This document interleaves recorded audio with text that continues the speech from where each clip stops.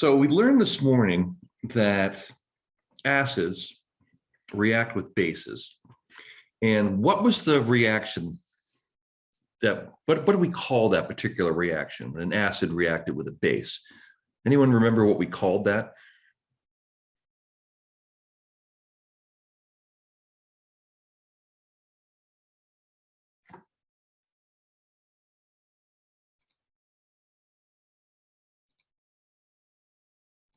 I've got the chat open in case you just want to type it. What kind of reaction was that when you had acid plus base makes something? Remember, it made two products. One was water, the other one was salt. What reaction was that called?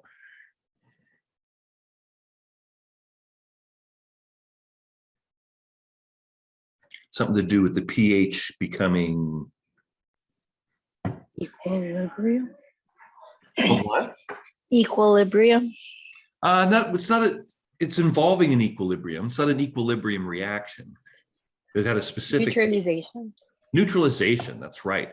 Because we had an acid where we have a low pH, we have a base where we have a high pH. If you mix them together, they neutralize each other and basically just turn into water, which has a neutral pH, and salt, which generally doesn't have a big change, doesn't result in a big change in pH.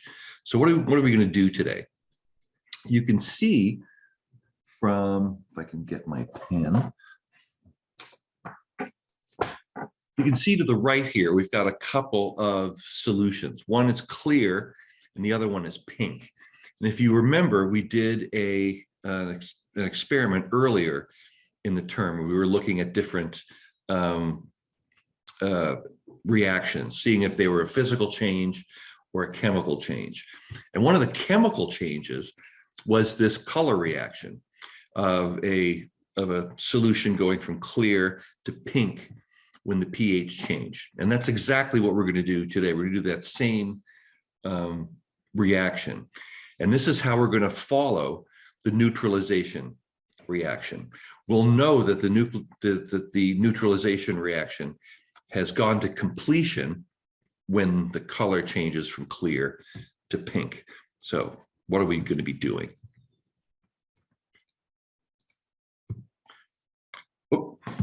So what we're going to do is measure the concentration of acetic acid here in some commercial vinegar.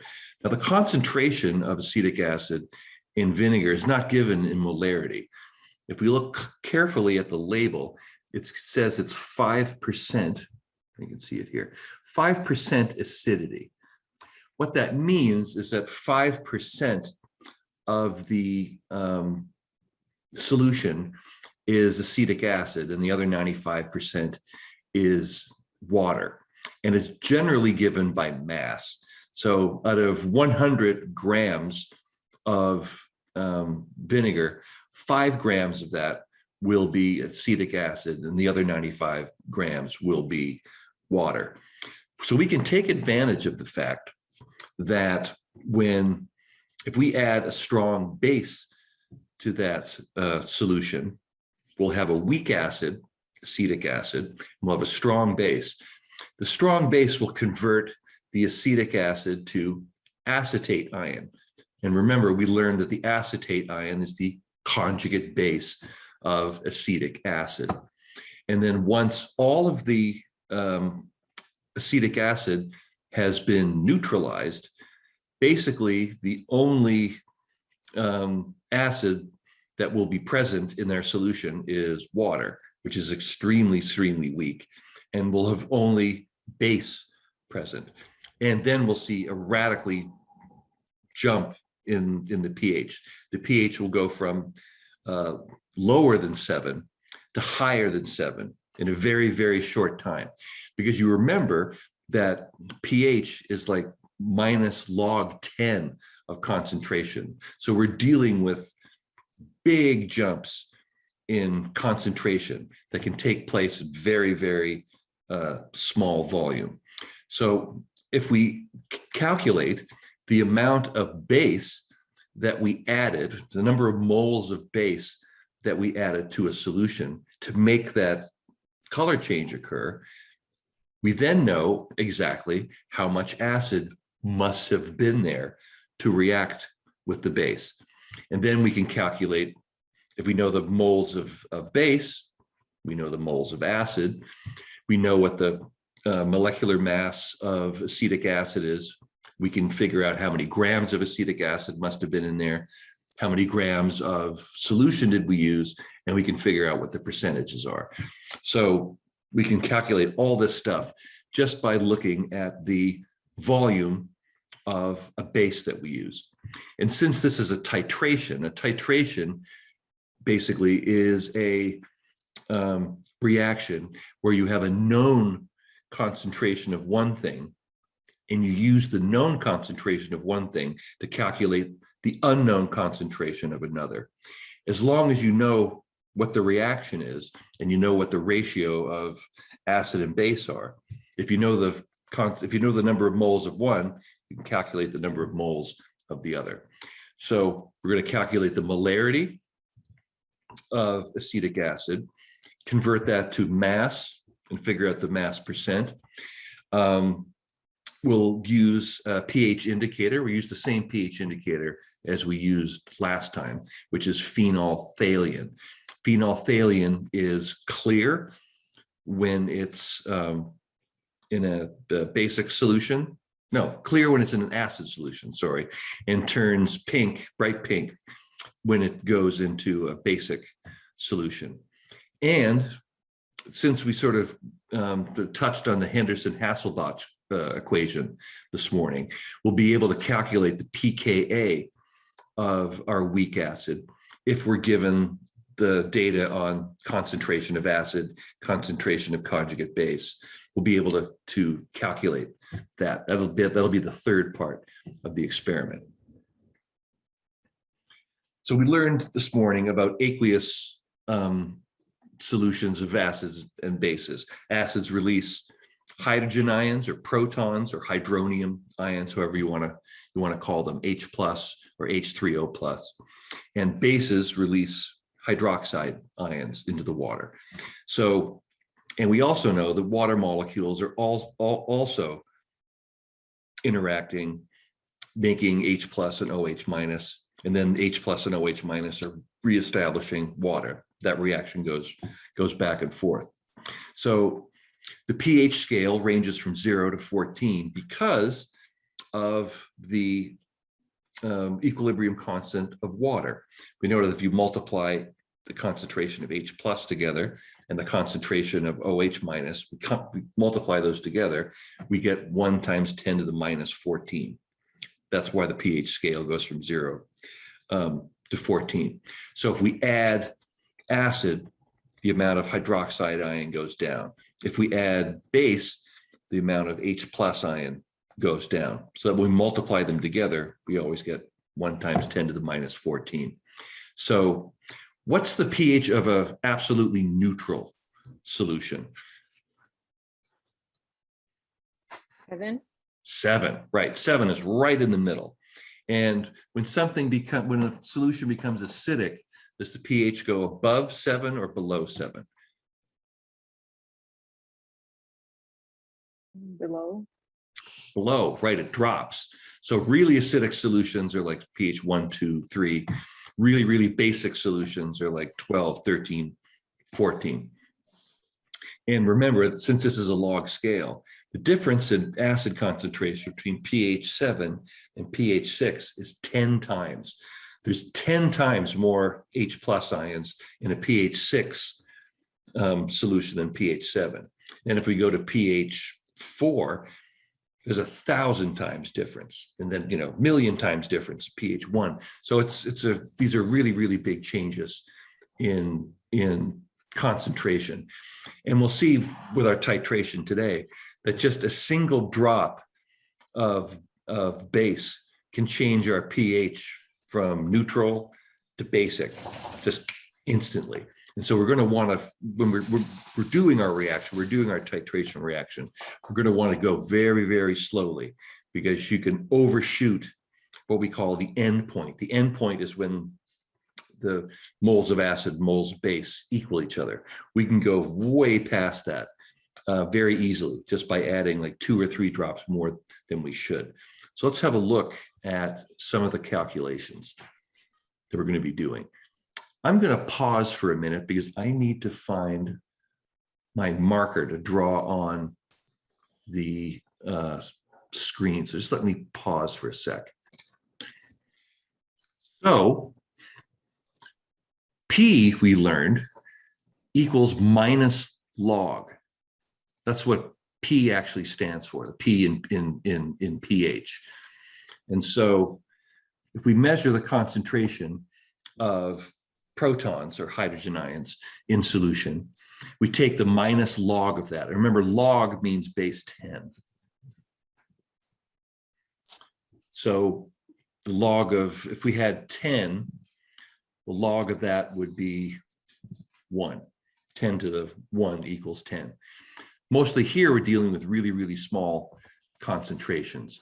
So we'd be dealing with like 10 to the minus 8, 10 to the minus 7, like really, really small concentrations. And remember, we're always dealing with molar concentrations of moles per liter. So if we know what the pH is, we can just reverse that and figure out what the concentration is. For instance, here, we've got a pH of 5.5. We want to know what the molarity of H plus is in that solution. Well, pH equals 5.5. So 5.5 is the log of the H plus concentration. We just use our calculator. Excuse me. We just use our calculator to do the inverse log. Just 1 to the minus log, the opposite. So basically we put in, what is 10 to the minus 5.5? What does that equal? And that equals 3.2 times 10 to the minus 6. So basically, when we have a pH, we're going to have 2 significant digits. The first 5, so 5.5, basically that means 10 to the minus 5.5. So we know it's going to be bigger than 10 to the 6. It's going to be bigger than minus 10 to the 6, but it's not going to be quite as big as 10 to the minus 5. It's going to be somewhere in between. So 10 to the minus 5.5 is bigger than 10 to the minus 6, smaller than 10 to the minus 5. And you can see that it's 3.2 times 10 to the minus 6. So if you ever wonder if you got the right or wrong answer, if your pH, the concentration should be greater. If it's in between 5 and 6, if it's in between 2 numbers, it should be greater than the larger number, minus, but not as big as minus the smaller number. It'll be in between there somewhere. So to do these sort of experiments, we use something called a burette. We're not going to have a burette today because they're generally made of glass. They're very, very long and break really easily. Instead, we're going to use a syringe, which will basically, we just need something that dispenses a solution and we can follow the amount. So we're going to use this instead. So a titration is just addition of a solution of known concentration. And so since today, we're going to pretend we don't know what the concentration of acetic acid is in here. Our titrant, which is the known concentration, is going to be a base. And what's the base we're going to be using today? Sodium hydroxide. That's right. Excellent. Yeah, we're going to be using sodium hydroxide. Sodium hydroxide is a strong base, and we're going to be using a 1 molar solution of it. And so since it's a strong base, that means it ionizes completely when we put it in water. So a 1 molar solution of sodium hydroxide means we have 1 molar sodium ions, and we also have 1 molar hydroxide ions. If it was a weak base and it was 1 molar, we wouldn't have 1 molar hydroxide ions. We'd have much, much, much less. So we're going to use a strong base so we know exactly what the concentration of hydroxide ion is. And this is the solution. This is the reaction that's going to take place right down here at the bottom. So this is our weak acid. This is acetic acid. And most of it is going to be in that state. Remember that only 2 out of 10,000 acetic acid molecules in solution are going to be ionized. The other 9,998 molecules are going to look like this. They're going to be protonated. They're not going to be releasing their proton.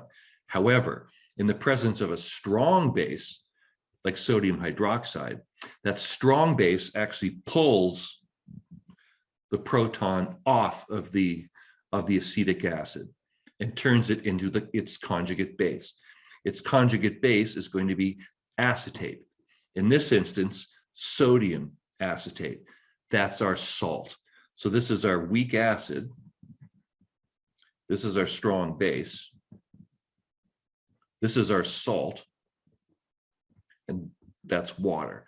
That's the other product. So we always, in a neutralization reaction, we always get a salt and water. And our salt is sodium acetate. And those are just going to stay in solution. Sodium will be sodium at the beginning. Sodium will be sodium at the end. So it'll be a ion that doesn't change. It's going to be a spectator ion. Acetate ion is a conjugate base.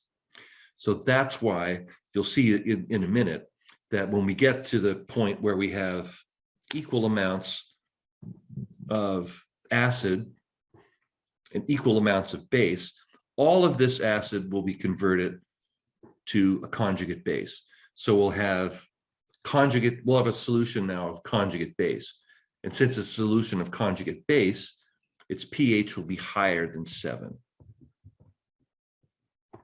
And that's why we can use phenolphthalein to follow our reaction, because it turns pink at around pH 8.5 or pH 9.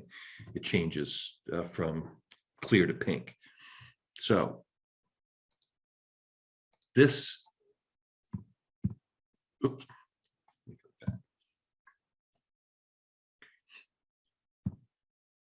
So this is what the burette looks like. If we were in the lab, we'd be using a burette like this. We fill it up to basically whatever volume we like. Usually you fill it up to 0 just to make your calculations easier.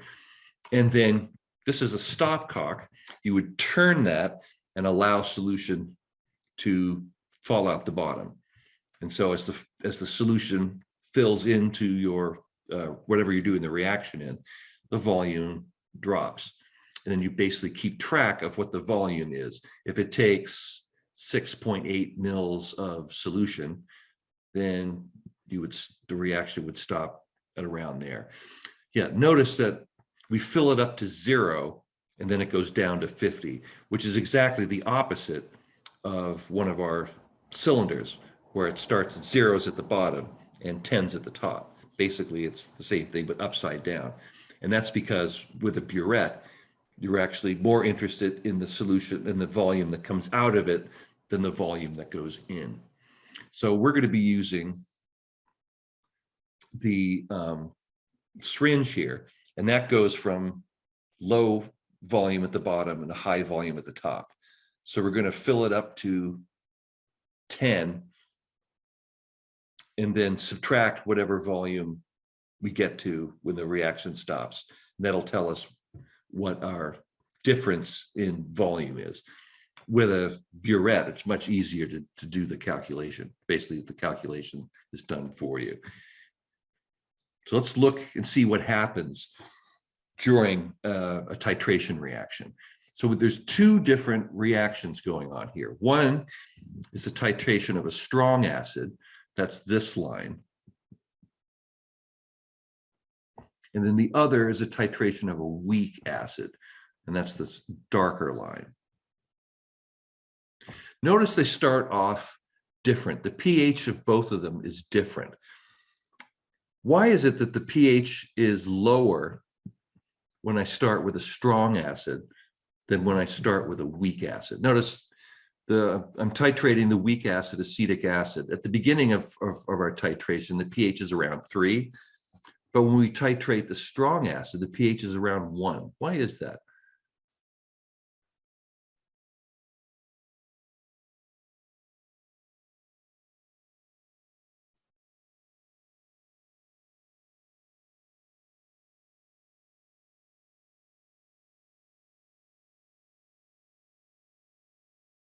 I've got the same concentration of a strong acid and a weak acid.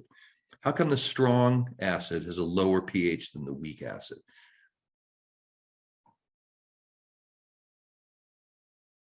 What's the difference between a strong acid and a weak acid?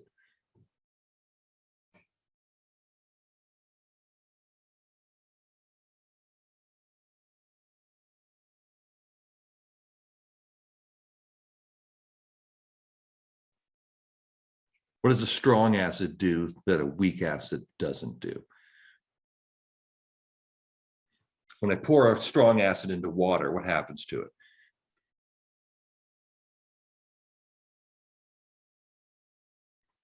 And everyone's so quiet today.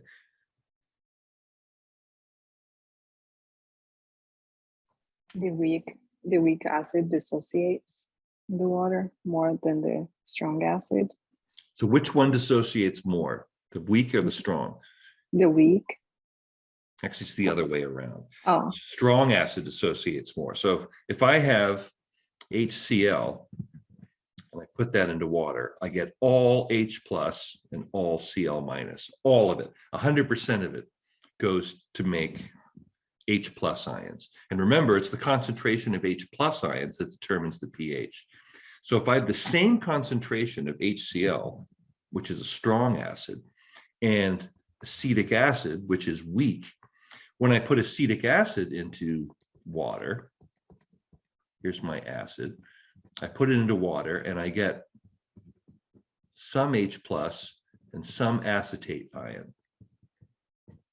But instead of all of the acid dissociating to make H plus, only 2 in 10,000 dissociate to give me H plus. So if I have the same concentration of a strong acid and a weak acid, with the weak acid, I have a much, much lower concentration of H plus. And you can see that since this is a log scale, since pH is a log scale, I have about 100 times less, maybe even more, maybe like 200 or 300 times less H plus with acetic acid in solution than I do with HCl. So that's why at the very same concentrations of acid, my pH of a strong acid will always be lower than the weak acid. The weak acid will always have a higher pH than the strong acid. So that's what happens at the beginning. So as we add base, you can see the pH will start to increase. The pH will start to go up as we get more and more, as the concentration of H plus goes down, the concentration of OH minus goes up.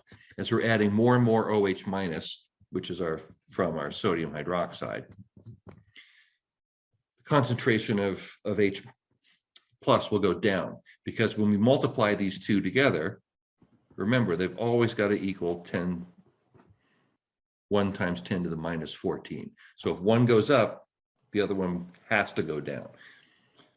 And then notice what happens when I get very, very close to equal number of moles of acid and base.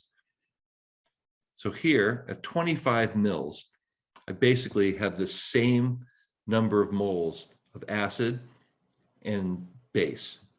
So what happens, I go from a acidic solution here, like pH 3 for the strong acid, and in just a couple of drops, I go from pH 3 all the way up here to like pH 11.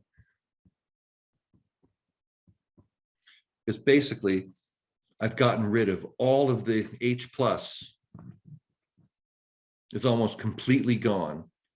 And now I have a lot more OH minus.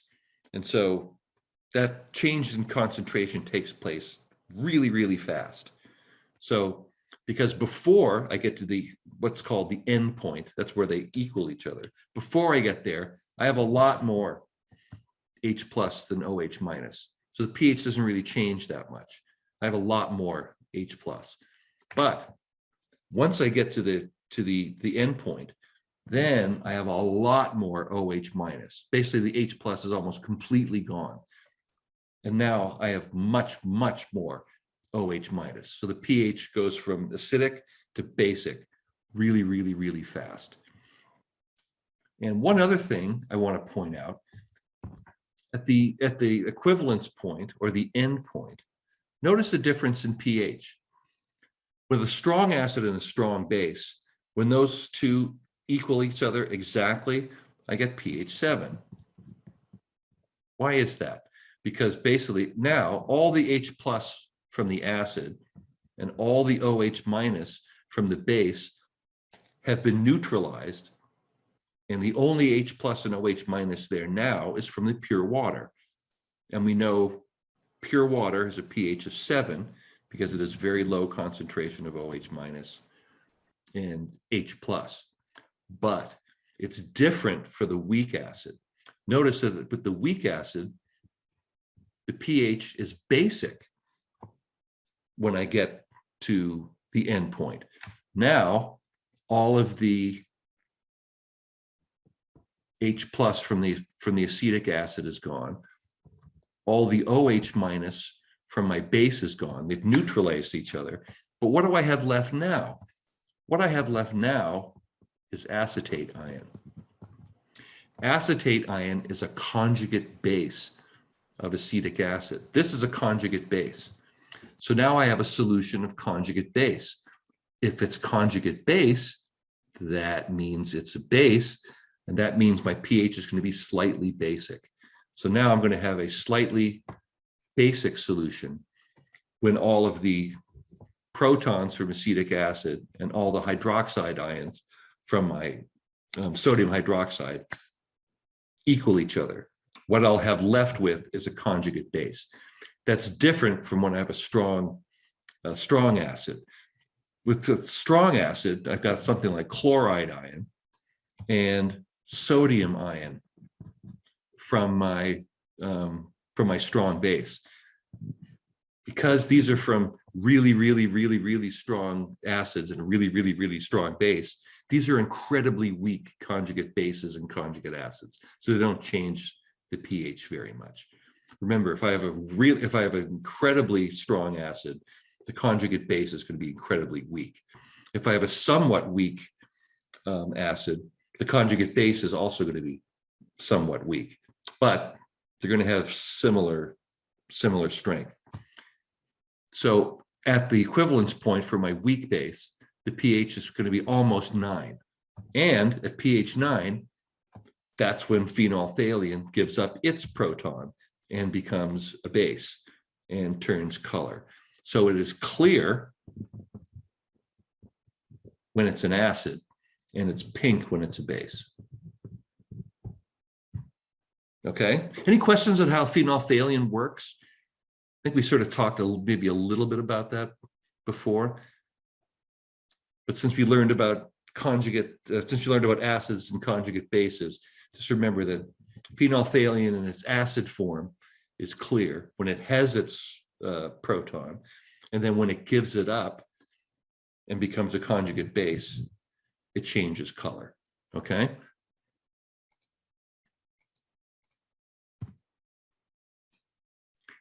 So, learned a little bit about dissociation constants this morning as well. So that defines the equilibrium between reactants and products. And in this particular instance, our reactant is our acid. And we just used HA, H for the proton that's going to be released, and A for whatever the anion is. It's always going to be some some kind of anion. Our acid is not going to be charged, but then the H plus it releases will be charged, and its conjugate base will be charged. And how strong it is will depend on how much H plus and A minus it releases. Remember, if it's a stronger acid, we'll get more product. We'll get more H plus and A minus. And so our Ka will be high. If we get very, very little H plus and A minus, then our Ka will be very low. So we can figure out, if we know what our concentration of H plus anion and the concentration of the acid, if we know all three of those concentrations, we can calculate what Ka is. And if we know what Ka is, we can calculate pKa. Okay, so what's interesting about this particular, the way this works is, look at this equation. So pH is the Henderson-Hasselbalch equation. pKa plus log A minus over HA. So one thing to notice, that at the midpoint of a titration, now the midpoint means that you've got halfway there. At halfway to the titration, you should have exactly the same amount of OH minus. You should have half of the acid should be converted to conjugate base. So if I start out with, let's say 1 molar HA, whatever, let's say acetic acid. If I have 1 molar acetic acid and I add a half mole of hydroxide, that would convert exactly half of my acetic acid molecules to acetate, exactly half of them. At that point, if exactly half of the acetic acid has been converted to acetate, well, then that means that my concentration of conjugate base and my concentration of acid should be the same. Exactly half of it has been converted. So this will be 1. And the log of 1, what is the log of 1?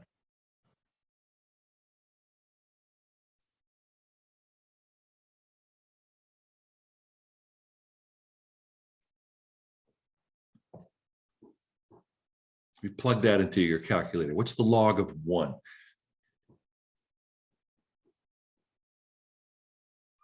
0. 0, that's right. So basically, that would be at halfway, pH equals pKa plus 0. So halfway to the equivalence point, the pH equals the pKa. That is a way of sort of estimating what the pKa is.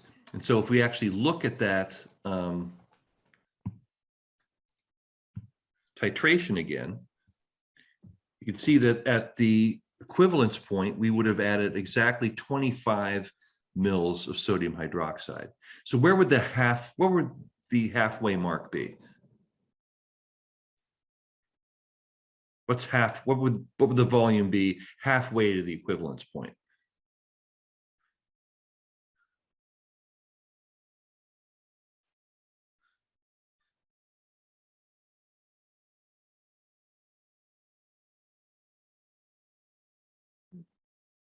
So 25, it's 25 mils to the equivalence point. What would the volume of sodium hydroxide added be halfway to the equivalence point? 12.5. 12.5, exactly. So at 12.5 mils, we're halfway there. And so basically all we need to do is look at what was the pH at 12.5, and we go back at 12.5, the pH was a little bit less than 5.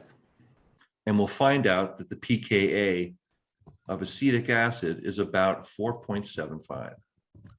So that shows you that is basically correct, that we can make a pretty good estimate of what the pKa is of a weak acid by going back and looking at what the titration curve looked like. And so if we use this all the time, like if we have an unknown acid, say it's an acid, we don't really know what it is, or we don't know what the pKa is. We can still do the titration just the same way, but we pay a lot more attention to what the pH is all the way through. And then, so if it took 20, say it took 20.6 mils to get to the equivalence point, we take half of that, 10.3 mils, and go back and see what exactly was the pH at that point. And then we'd figure out what the pKa of that acid is. So we're going to take advantage of that in the third part of the reaction. So here's our Henderson-Hasselbalch equation. It just basically just shows you the same thing. So halfway, basically we get to the pH, the pKa. Notice that this is a lot different. Halfway to the strong acid, the pH is barely changed. The pH has gone from like 1 to about maybe 1.3. The pH hasn't really changed at all. Whereas with the weak acid, the pH changed a lot. It's gone from 3 up to almost 5. So it's changed almost 2 total pH units, but the strong acid hasn't really changed its concentration much at all. Okay, so what are we going to need for our reaction today? So we need our 10 mil graduated cylinder to measure our vinegar. We're going to be doing the reactions in an Erlenmeyer flask.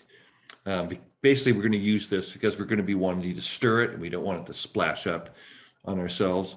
We're going to use the balance. Oops. We're going to use the balance to get a more accurate mass, because we want to know what the mass of the vinegar is. So we're going to use our balance to figure that out. Basically, the only thing that comes in the kit is just this syringe. Everything else you're going to need to hunt and find. So chemical kit number 2 has both the phenolphthalein indicator, which looks like that. If you remember, it's clear. And we're going to be using the 1 molar sodium hydroxide. We're going to assume that it's 1.0 molar, so we can have at least 2 significant digits in our calculations. So we're going to call this 1.0 molar sodium hydroxide. So this is our acid of unknown concentration. This is our titrant of known concentration. So we're going to calculate moles of hydroxide, add it when we get to the equivalence point. When the color changes, we get to the equivalence point, we'll be able to know how many moles of hydroxide ions there were. That will tell us how many moles of acetic acid there were at the beginning. And then we'll use that calculation to figure out both the molarity of the vinegar solution and the percent by mass of acetic acid. So we take our 10 mil graduated cylinder, we put it on the balance, and we want to put about 5 mils. And again, when it says approximately 5 mils, that's really what it means. Because we're going to be more interested in the mass. So put about 5 mils, probably like no more than 6. And then we want the precise mass. And we're going to convert that precise mass, we're going to convert that to a precise volume. And what are we going to use to convert our precise mass to a precise volume? How do we do that? Density. The density, that's right, the density. So we'll have a precise mass and precise volume dealing with the density of vinegar in our cylinder. So then we pour it into here. We can also take a little bit of water and rinse out whatever vinegar might be in here and pour it in to the solution. Now, is that going to change our titration? If I put like 5 mils of vinegar in here, and then I put another 2 mils of water, is that going to change my titration? Am I going to wind up using the exact same volume of sodium hydroxide to titrate it, or will it be a different volume now? Same.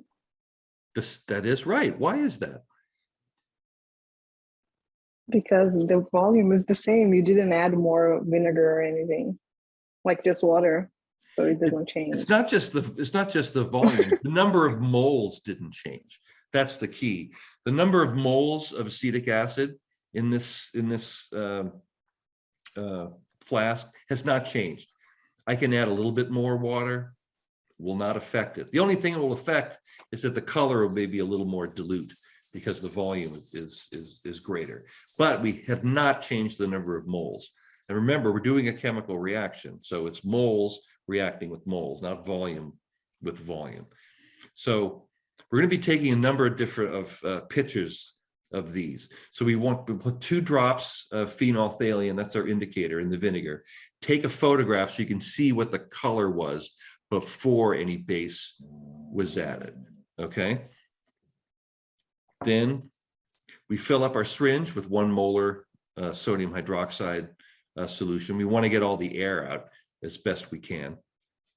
Record our initial volume. You don't have to get it to precisely 10. You can get it to 9, you can get it to 8, whatever. Remember that it's the volume of this second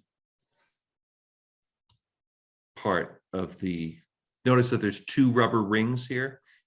It's the top one you want to be looking at.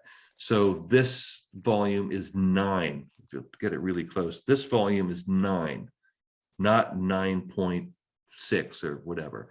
The volume is at the top, not the bottom. There's a difference of about 0.4 of a mil. So remember, the air can't get past the first, the air or the liquid can't get past the first seal. So it's the volume from the first seal. So take that volume, you record it, and then start adding sodium hydroxide in approximately 0.5 ml increments. And what you're going to notice is that the color will change instantly where the base hits the, comes in contact with the phenolphthalein. You'll get this instant change, but then when you start swirling it, that color will go away. Why? Because basically in one small part of the solution, you're going to have a high concentration of sodium hydroxide in contact with the phenolphthalein. So it'll turn pink. But then when you mix it, the pH will go back up again, or will go back down. And so it'll go clear again. So what'll happen is that the more and more hydroxide you add and swirl, the longer and longer it will take for that color to go away again, because the pH will start going up and up and up. And then when you mix it, the more hydroxide you have there, the less it will go back down again. And so it'll take a lot longer for that color to go away. So what you want is basically, after that takes the really, really long time to go away, you add it drop by drop. So you go really slowly at that point, because just 1 drop can mean the difference of too much hydroxide being added or not enough. Let me show you the difference in the next slide, because you can see there's a big difference here. The color we're looking for and the color you're going to get. So this flask on the far right is exactly what you're looking for. You want it to be just barely pink. And then when you swirl it, that color won't go away. That means you've reached the titration point. That's really, really good. This one on the far left is what you don't want. That means you've gone way past. You've added a lot more sodium hydroxide than you needed to. And so the pH of the flask on the far left is much, much higher. The pH over here is probably like close to 12 or 13. That's really, really high. And so that's why the color is really, really bright. The pH on the solution on the far right is probably closer to, let's say, 9 or 9.5. That's what you want. You want it to be just barely over the line. So if you find you get like this super, super bright red color, just do it again, because that's not going to be a very accurate, not a very accurate titration. So if you do go way over the amount of hydroxide, are you going to be overestimating the amount of acetic acid, or are you going to be underestimating the amount of acetic acid? If you add more hydroxide than you need.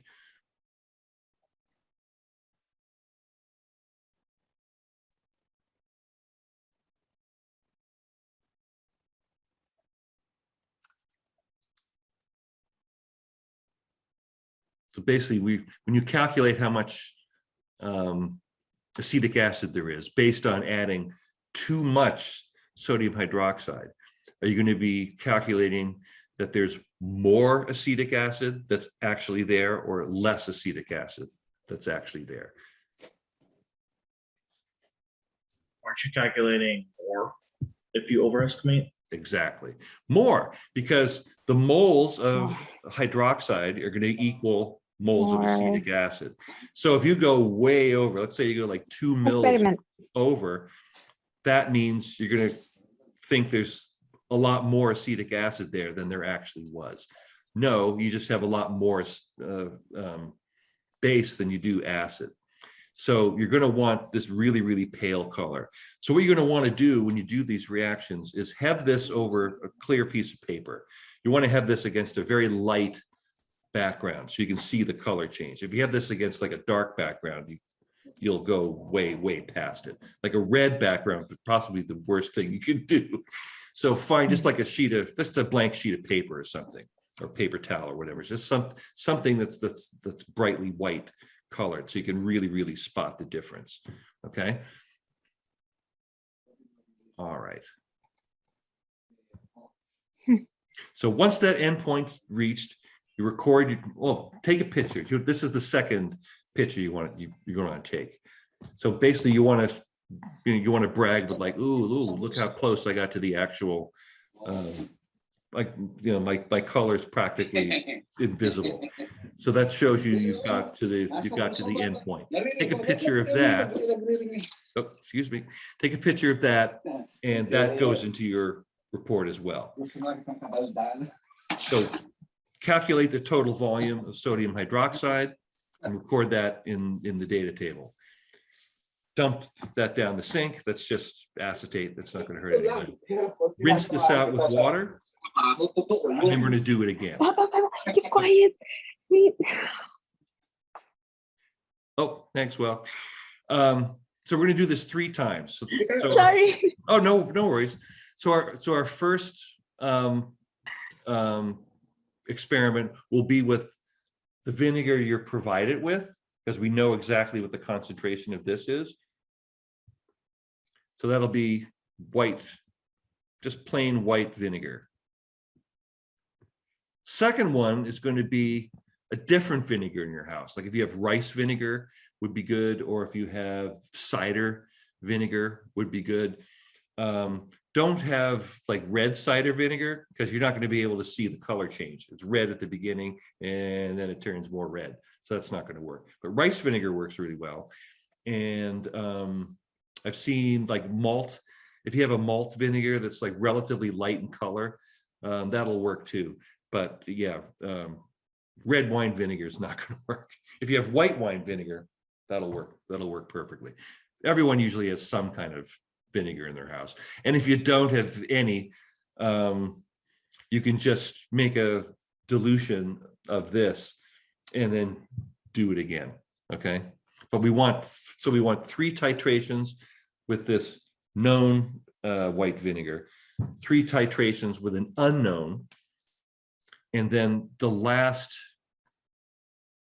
is a calculation of pKa. So here's an example of, whoops. Here's an example of the calculation you're going to be doing. So we have 10 grams of an HCl solution. It's titrated with 6.2 milliliters of a 1 molar sodium hydroxide solution. We need to calculate the concentration of hydrochloric acid. So how do we do that? So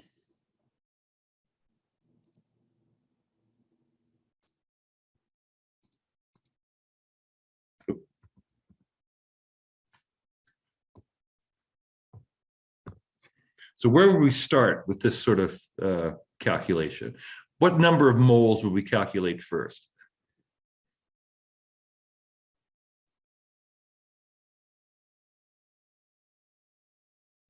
What moles can we calculate?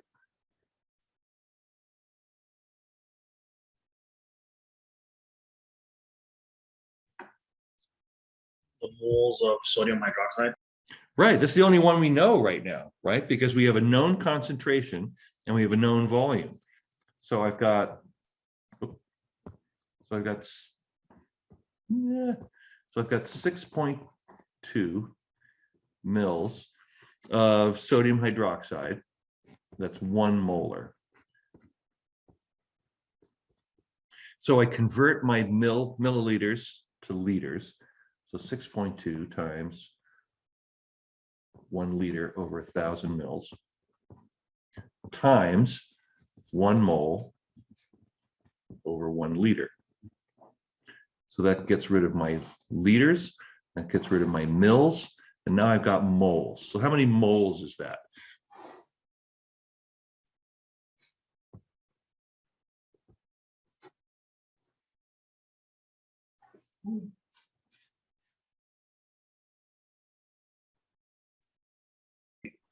Point 0.01. How do you get 0.01? I've got, No, I forgot the 6.2. Sorry. yeah, I got my 6.2. actual volume. Yeah, if it was Yeah, 1 mil, yes. But it's not. 0.2 times 1.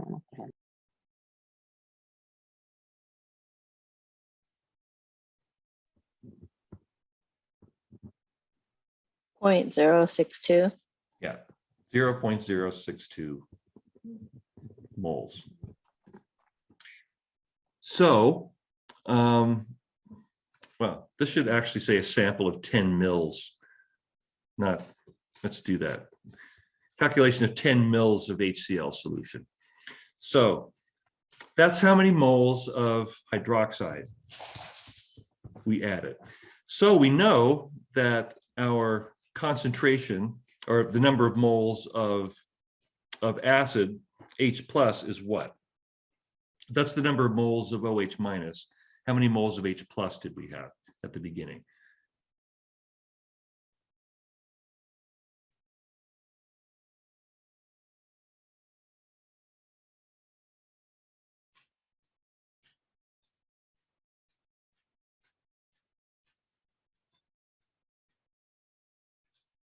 This was the number of moles of hydroxide required to neutralize the H plus.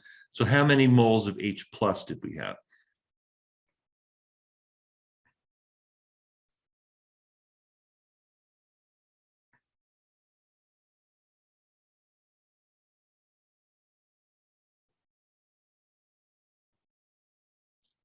Here's the reaction.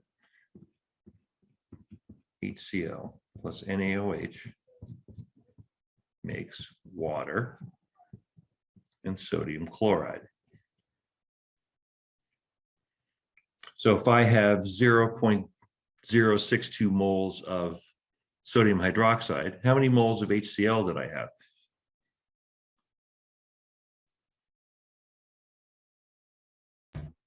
Uh, 0.062 moles of HCl. It's the same, right? Because the ratio between them is 1 to 1. So if I have 1 mole of one, I got to have 1 mole of the other. So then that's the information I use to tell me what my concentration is, because I've got this many moles of H plus also. So now all I need to do is multiply that by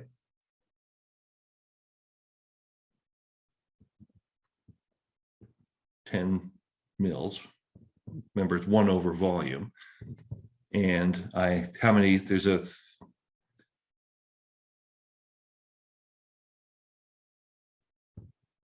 1,000 mils in a liter. So this gets rid of mils, and the unit I'm left with is moles divided by liters. And what unit is that? The concentration molarity. It's molarity. That's right. It's capital M, big M. So what's my big M of my HCl solution, my concentration, moles per liter? 0.62. 0.62 molar. Yeah. So basically we use the concentration, known concentration and volume of one thing to calculate the unknown concentration of another. So that's what we're going to be doing today. So you'll be able to put in, here's where you put in your mass vinegar here. Then we're going to convert it to volume using this density. Vinegar is slightly more dense than water because it has extra stuff in it. So it'll be slightly denser. We'll convert that to a volume. Figure out how much volume of sodium hydroxide we delivered using the molarity of 1.0. You figure out the number of moles delivered. That tells you moles of acetic acid in your sample. We use the mass of acetic acid, the molar mass, which is 60.06 grams per mole. That'll tell us how much mass of acetic acid there was in there. We use moles over volume to figure out the molarity. And then we use mass of acid divided by mass of solution to figure out the percent mass. And remember, the percent mass is given. The percent mass is 5%. So when we calculate the mass of our acetic acid divided by the mass of our solution, which will be right there, then we should get 5%. So use 2 digits for concentration, and you can use 2 digits also for your percent. So you're going to do it 3 times, give the average. So you should get around 5. You'd be surprised how accurate you can get this. If you do the titration carefully, you can get really, really, really close. So the first 6 titrations would pretty much be the same. Just 3 with the known vinegar, 3 with an unknown vinegar, and then the last one, the third activity is, can you calculate what the pKa is of an unknown acid if you're given the following information? So that's what the pH was at the beginning of the titration. This is what the pH was at the end of the titration. This is the volume that was added. That's the initial, that's the final volume. That's the initial volume. So you subtract to get the actual volume that was given. Calculate the molarity. What was the volume of sodium hydroxide dispensed at the midpoint? How many moles of sodium hydroxide were consumed at the midpoint? That way you calculate moles of sodium hydroxide, moles of acetic acid, and then calculate the pKa. We can go over that a little bit later as well. So the pKa is given here, the volume is given there, and the concentration of the sodium hydroxide for this exercise is 0.1. And again, use 0.10 molar. Use at least 2 significant digits for your answer. sodium hydroxide. All right, so I'm sure everyone's just completely freaked out at this point. Any questions before we get going? I'm going to give everyone like time to get all their stuff together. Any questions before we do? Do you know what supplies you need?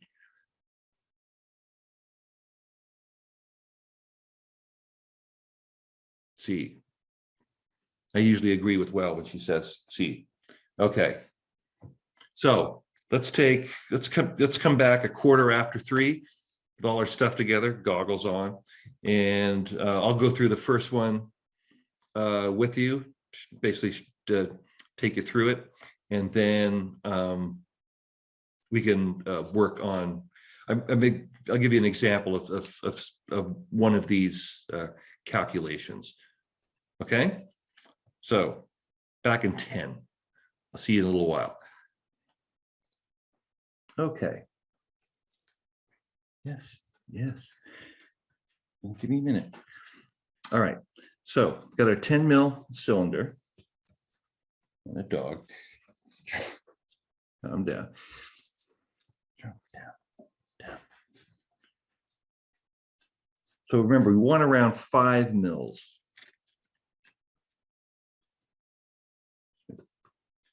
Turn on my balance, let it zero out.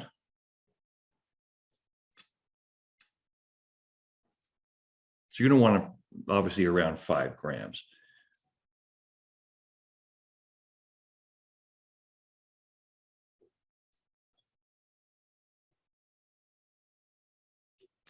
I've got a little bit more than that, so I'm going to pour some out.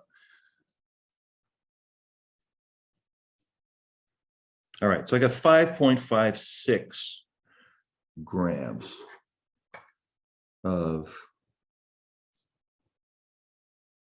acetic acid. So I'm going to transfer that to my flask.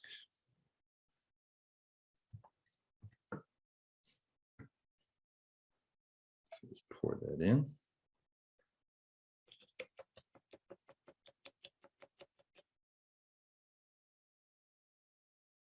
So here's my phenolphthalein. You want 2 drops.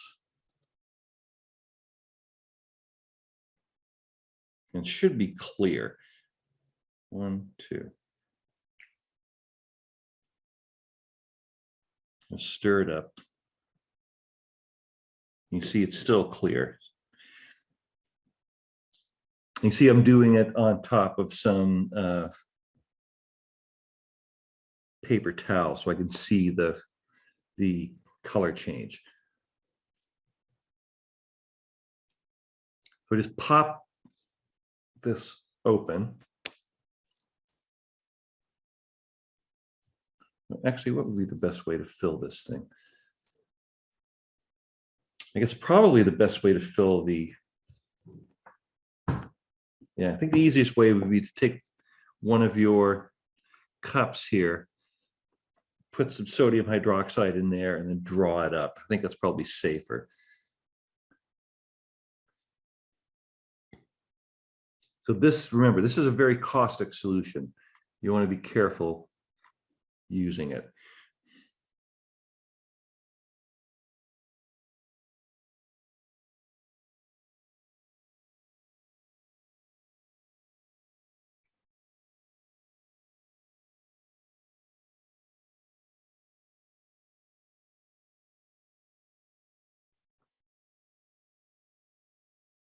Okay.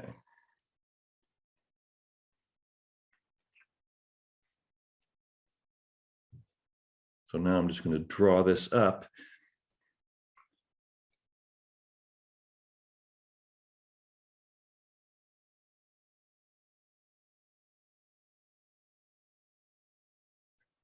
Any air that's in there, and try and get that out. I got like one little bubble there, so when I get that out.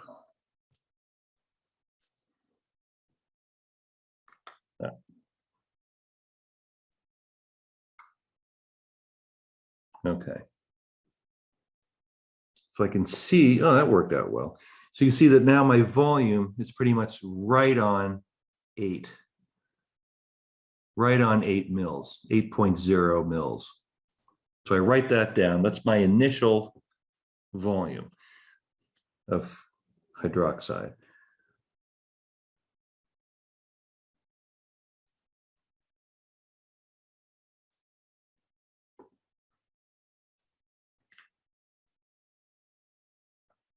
So then I want to add this at around 0.5 mil at a time for starters.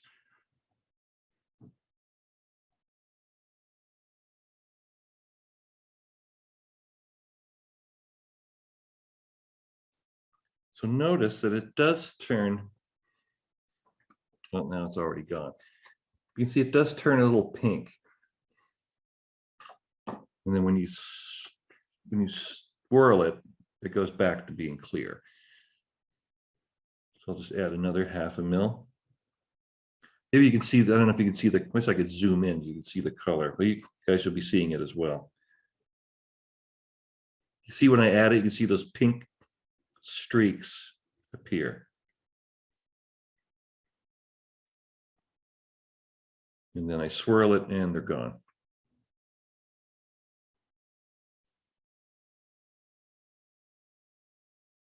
Another 0.5 mil.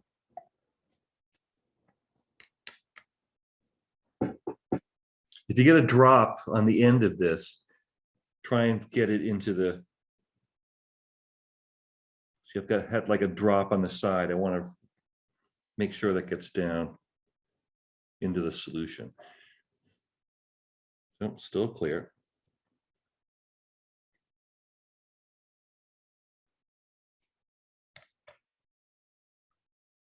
Now it's taking a little more time for that color to go away. Oop. 0.5 mil. Getting closer. First time it was like one swirl, it was gone. Now it's taking like 2 or 3.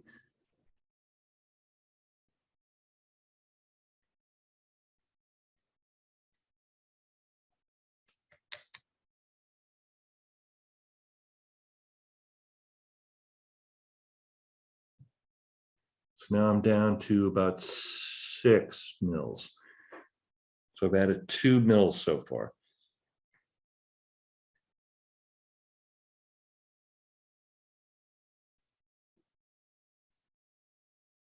You can definitely see the pink color now. That's definitely pink. And then swirl it, goes clear.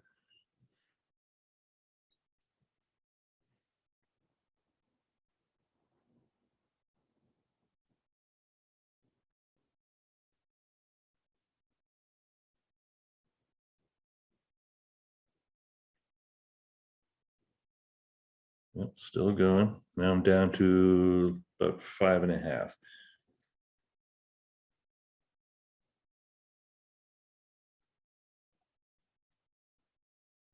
So now it's getting pinker each time.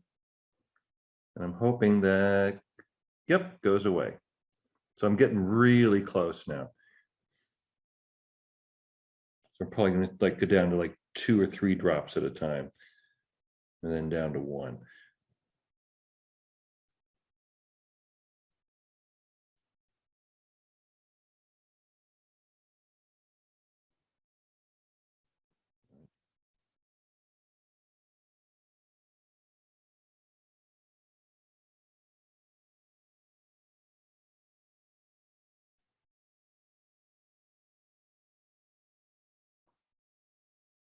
Yep, still going away.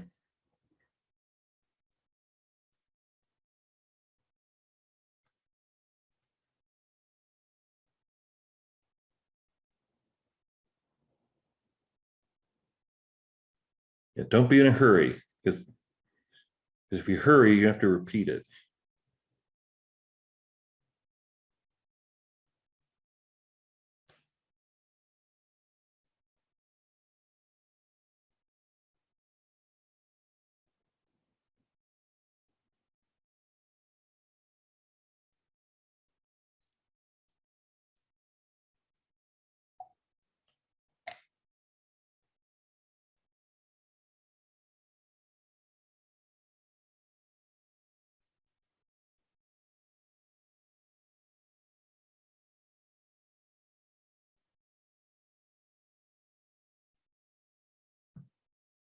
Okay, you see how purple it is. And oh, went away.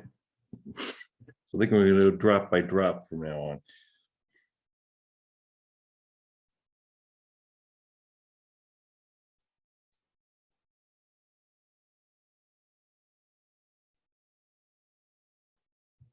Not quite. Yeah, it's tough to get a single drop out of the syringe. Much easier with a burette. Nope, not quite.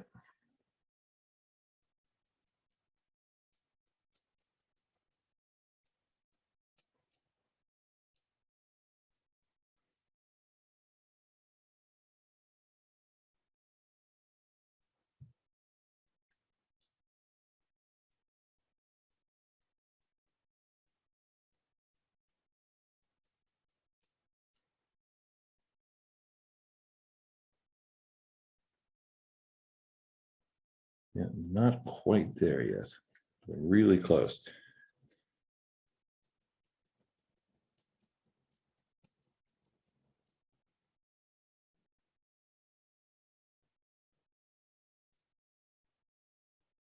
Oops. Yeah, if it takes you like 5 minutes, don't worry about it.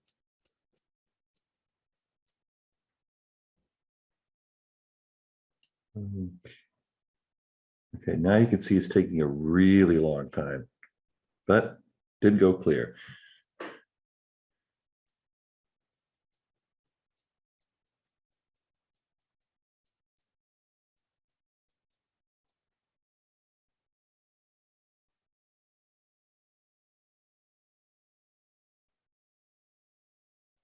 Now you can see why companies use machines to do this rather than people, because machines have a lot more patience. If it goes too pink, so should we do it again? Is it bright red? Yeah. That's a little too far. That's a little past. Whoop, whoop. I may have gone past too. Let's see. Oh, no. That's really close though. Yeah, sometimes it gets a little stuck. Oop, like that. Come on, come on. Yep.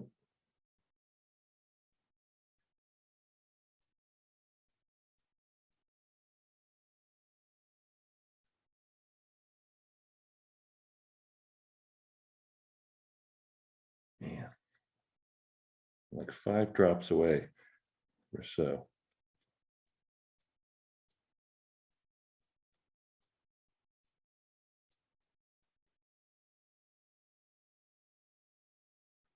Oh, that is so close.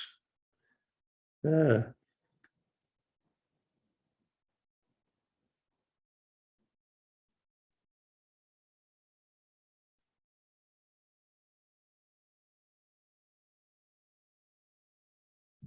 Yeah, it gets agonizing at the end.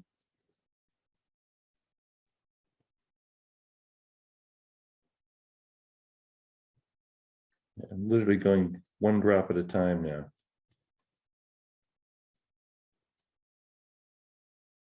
So it is pink, pink, pink, pink, pink, pink, pink.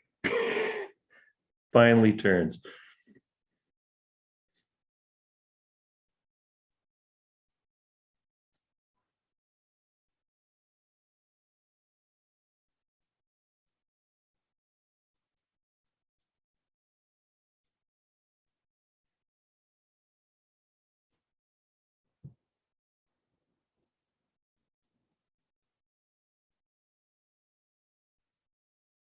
Oh, oh dear. Yep, I just went past. Oh, no. Can't believe that went back. Oh, I think I'm there. Yep. You may not be able to see this, but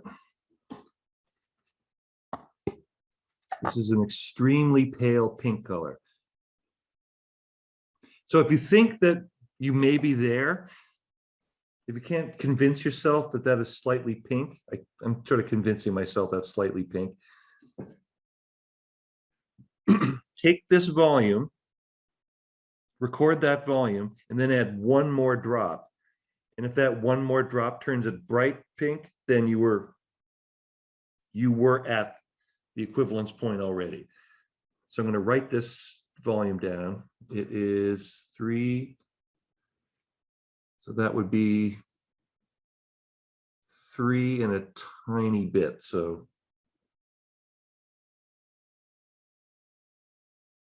like 3.1.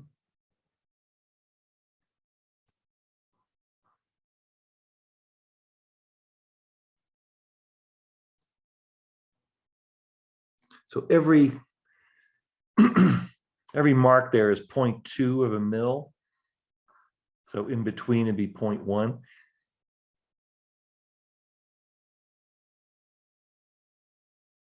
So I'm going to mark it as, it's just a little beyond 3.2. So I'm going to mark it as like 3.15. It's a little bit beyond 0.2. So just to check, I'm going to add one more drop to this and see what happens.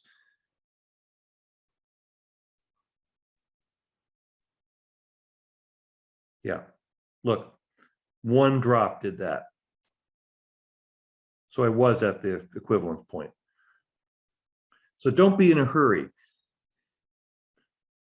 So write down the first volume that you think you're at the equivalence point, add one more drop, and if it turns this color, you were right the first time. So this is basically, you can see this is like really dark, but it's only one drop past the equivalence. So you see how fast that happens. It happens really, really fast.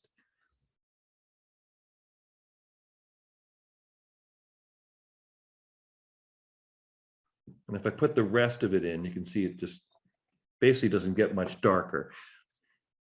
Doesn't get much darker than that. So that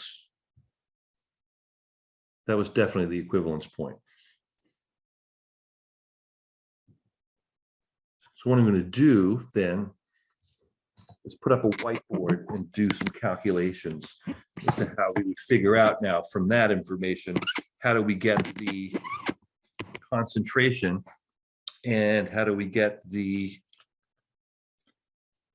percent, the mass percent. So let me put that up.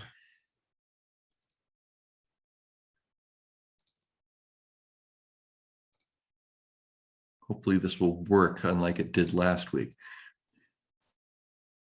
Okay, so my initial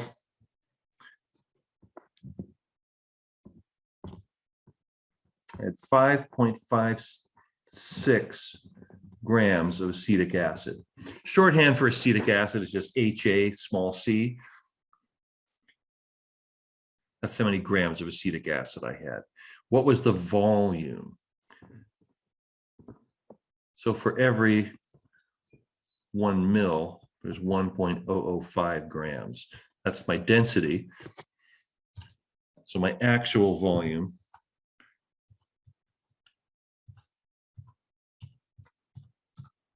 is 5.5. Oops. Can't be giving you guys crap for not being able to read your writing if I can't read my own writing. 5.53 mils.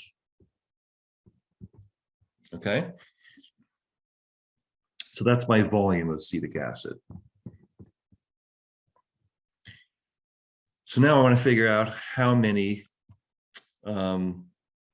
moles of sodium hydroxide I added. So my initial volume was 8.0 mils. My final volume is 3.15 mils. Obviously, that's an estimate.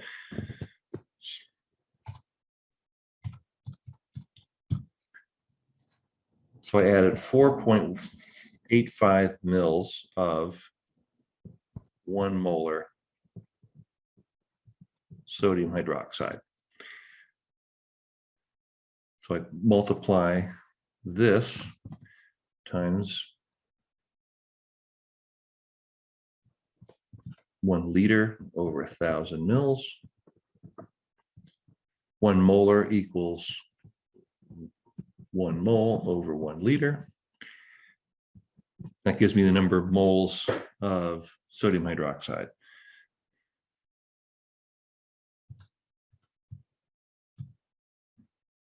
Zero point zero zero 485 moles hydroxide ion. Now, since we know what the equation is, the actual reaction equation is acetic acid plus sodium hydroxide make sodium acetate plus water. So it's a 1 to 1 to 1 to 1 ratio.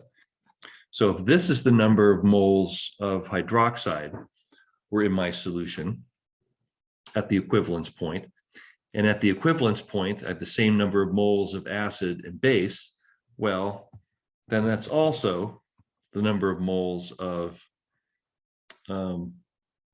acetic acid I have. So let's work that out.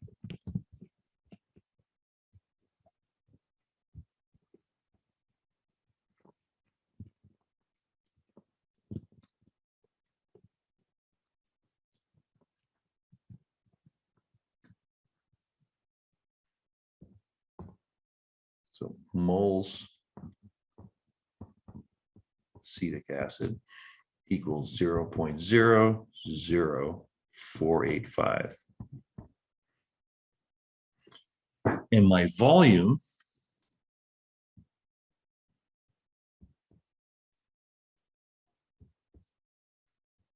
is 5.53 mils. But I don't want mils, I want liters. So that's 1,000 mils in 1 liter. Cancel mils. I have moles divided by liters. That's what I want.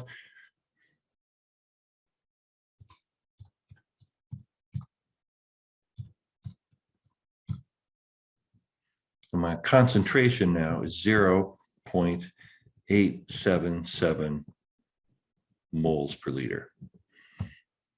Or if we're going to use 2 significant digits, 0.88 molar. So that's my concentration. But it doesn't tell me what's the percent by mass. I don't know what that is. So what I have is, I know what my mass of sodium of acetic acid was at the beginning. What I need to do is figure out how many grams of that was actual acetic acid. I have 5.56 grams of vinegar. It's an acetic acid solution. I don't know how much acetic acid is actually in there, but I do know the concentration. So if I have 0.88 moles per liter, and I multiply that by my volume, so that's the volume of my acetic acid solution, 5.53 mils. I don't want mils, I want liters. So that's 1 liter over 1,000 mils. So mils is gone. Now you'll notice liters is gone. And now the only unit that's left is moles. But I don't want moles, I want grams. So what am I going to multiply by to get me from moles to grams?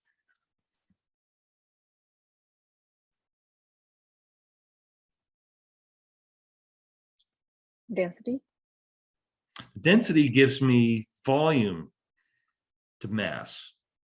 I've got moles to mass. What's the ratio of mass and moles?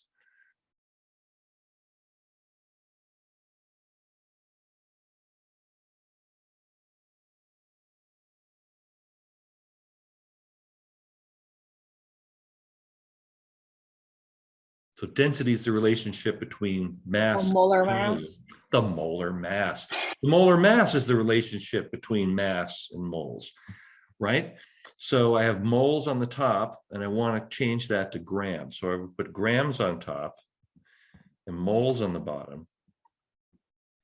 And the molar mass is given as, I think it's 60.06 grams per mole. I think that's what the molar mass is. You can look that up. So when we multiply all that together,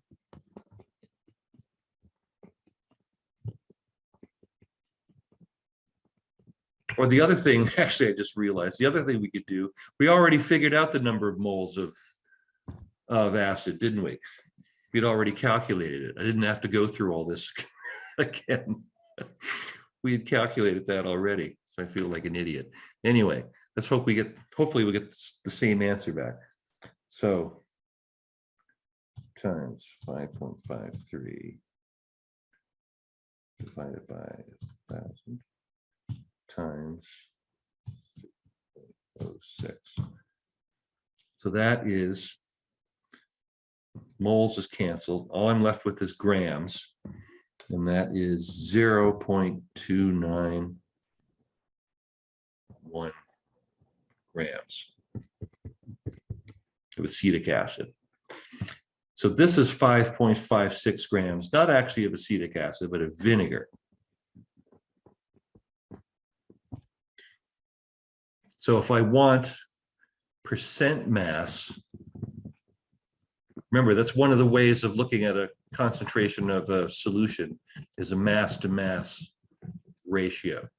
So how do I get my mass to mass ratio of acetic acid in vinegar here?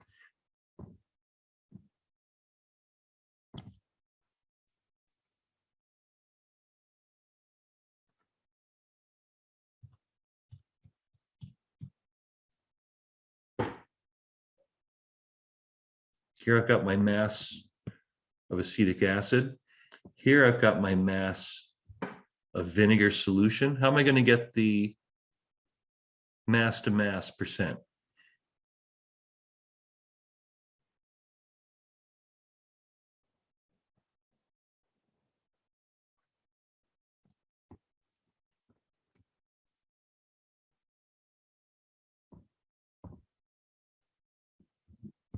That's my mass of acetic acid. That's my mass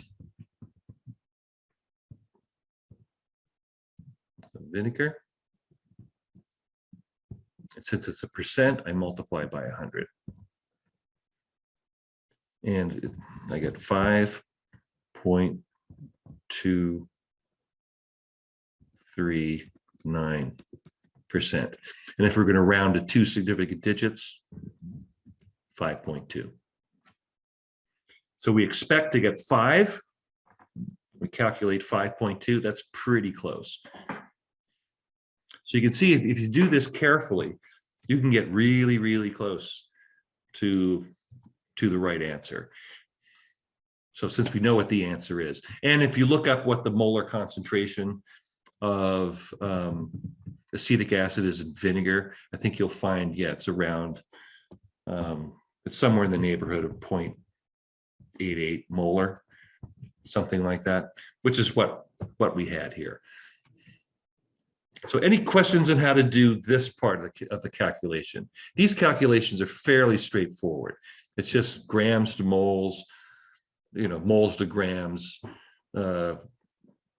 moles over liters for concentration, figuring out what your mass of acetic acid is after you figured out how many moles you had, and then just dividing it by the total mass of the solution. So those parts are pretty straightforward. The rest of it is a little trickier. So I was going to help you with that a bit.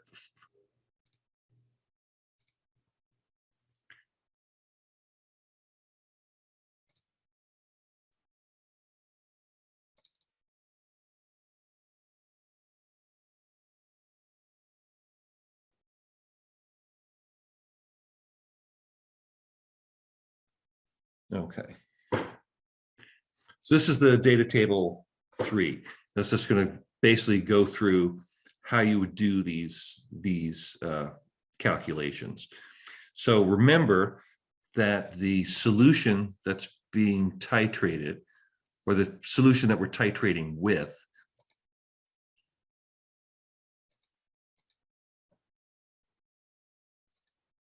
is, oh, I love it when these things work so well.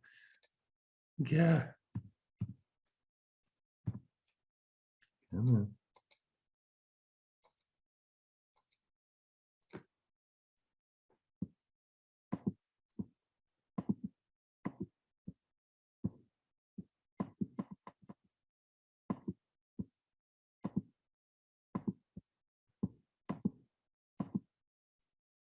No, it's not letting me draw for some reason.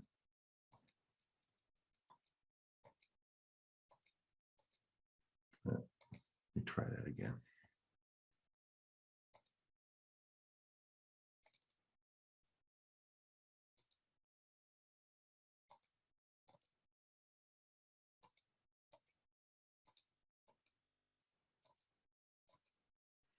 Nope.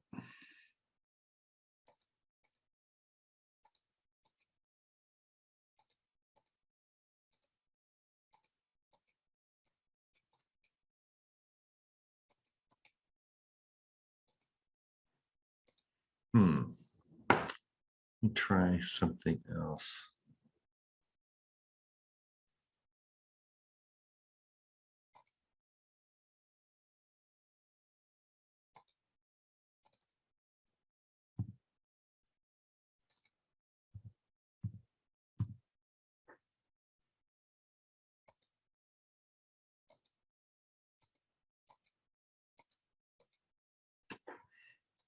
Nope.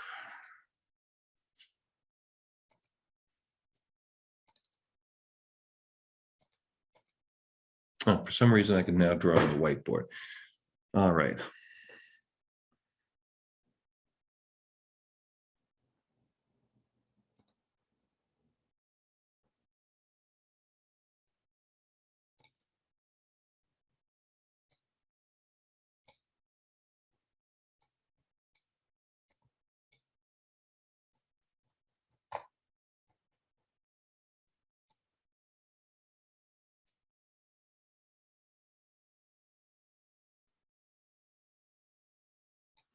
All right.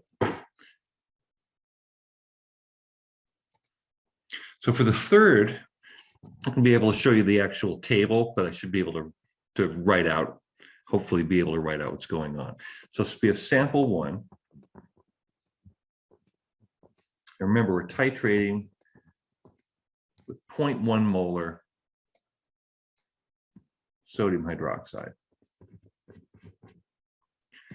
So at sample 1, the initial volume was 2.89 mils.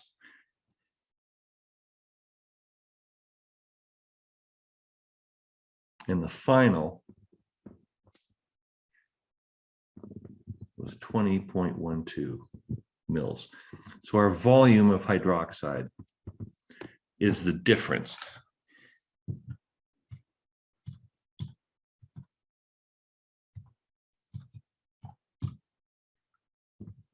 This is the actual volume of hydroxide. Now, since it is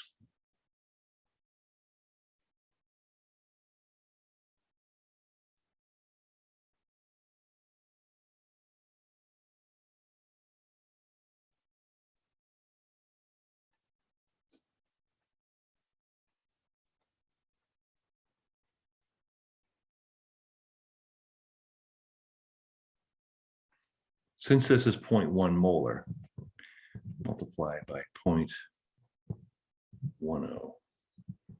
moles per liter. We want liters, not mils. So 1 liter over 1,000 mils. Liters gone. Mils are gone.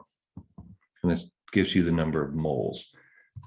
17.23 times 0.1 divided by 1,000. 0.001723 moles.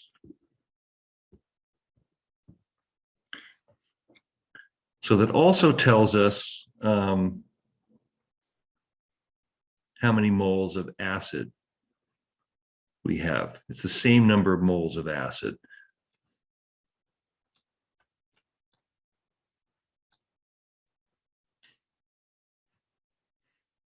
So does it tell us what the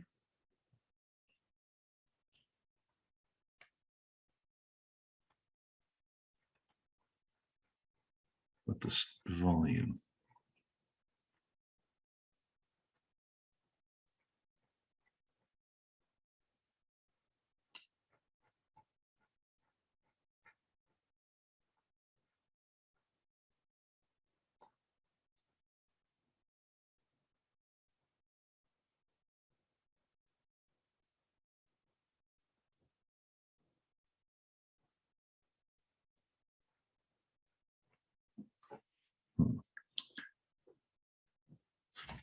So here we have our number of moles of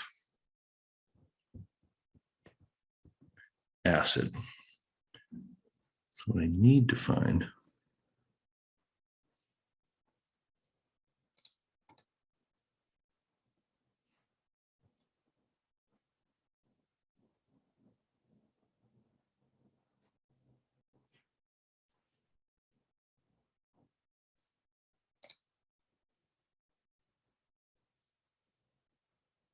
oh, here's their volume. Okay.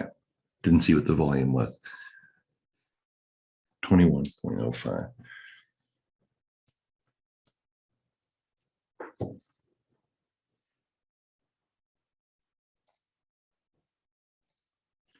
So our volume of vinegar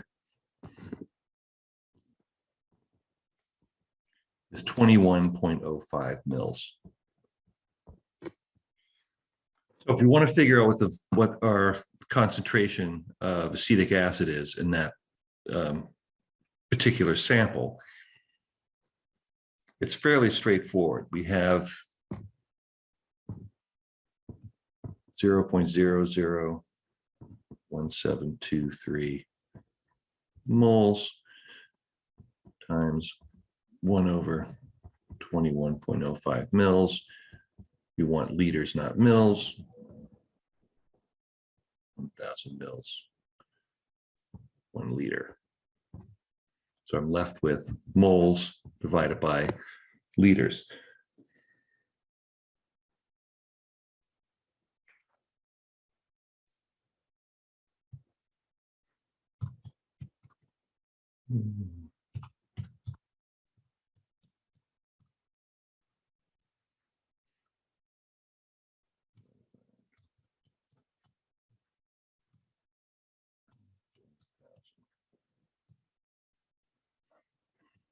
Our concentration is 0.08185 molar. And I think we would round that to 3. I guess we're sort of limited by the concentration here. So probably 3 significant digits. I'm not going to dock you for significant digits. We don't know what the number of significant digits in the concentration is, which is limiting us. So let's just make it 3. So it'd be 0.0819 molar. So what that tells us is that at the beginning of the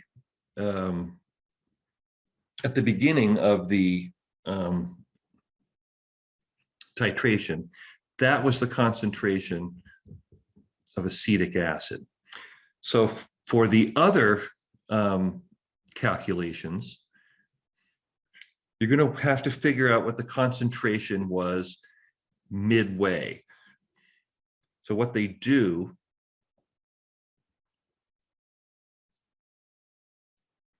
is give you a volume of sodium hydroxide halfway.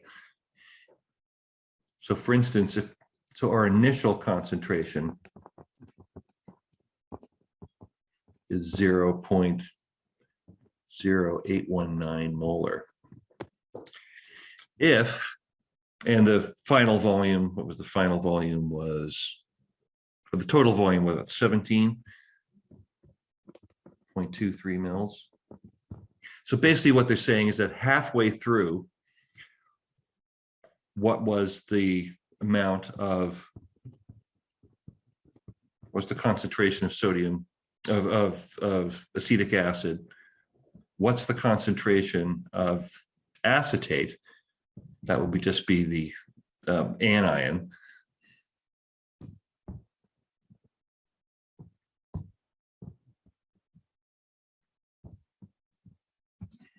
And that way you could, you can figure out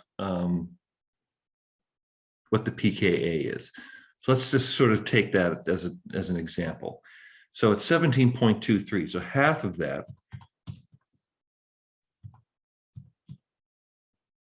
oops.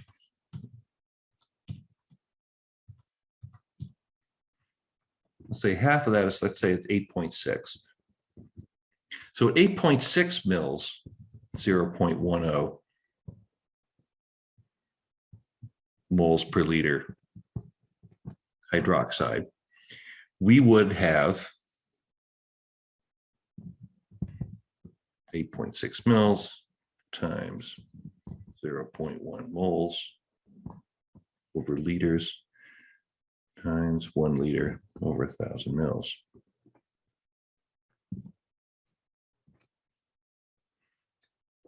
That would give us how many moles?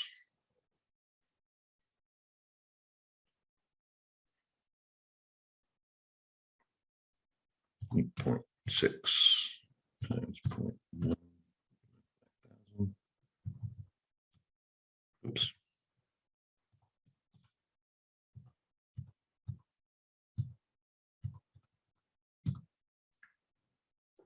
Zero point 0.0086 moles of hydroxide. So at that point, this is how many moles of hydroxide would have been added. And our reaction is acetic acid plus hydroxide gives us acetate.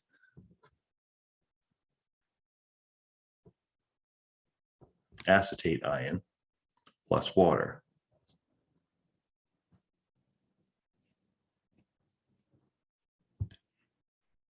So for every mole of hydroxide we add, we get 1 mole of acetate ion. And for every mole of acetate ion we create, we subtract that from the beginning. So we would figure out how many moles of acetic acid did we have at the beginning. And this is the concentration.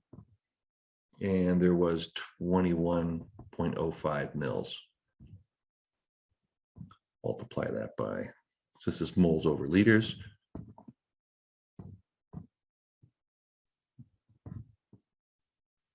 And we want liters and not mils.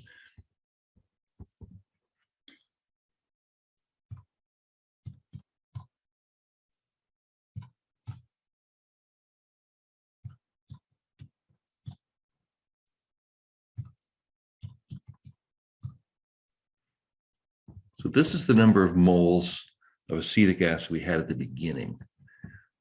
172. So that's the number of moles of acetic acid we had at the beginning. This down here, the number of moles of OH minus we have added at the halfway point.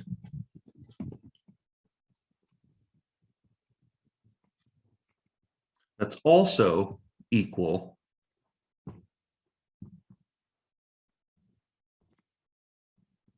to the number of moles of acetate ion. Because remember, for every mole of hydroxide ion we add, we get a mole of acetate ion. We take, because remember, we got a buffer here. So I take, for every mole of strong base, it gets converted into a mole of weak base. That's how a buffer works.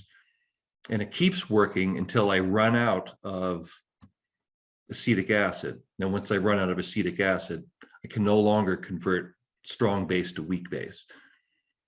So at the halfway point, this is how many moles of acetate I have. At the beginning, this is how many moles of acetic acid I had. How many moles of acetic acid do I have now? Well, it would be the original amount minus what's been turned into acetate.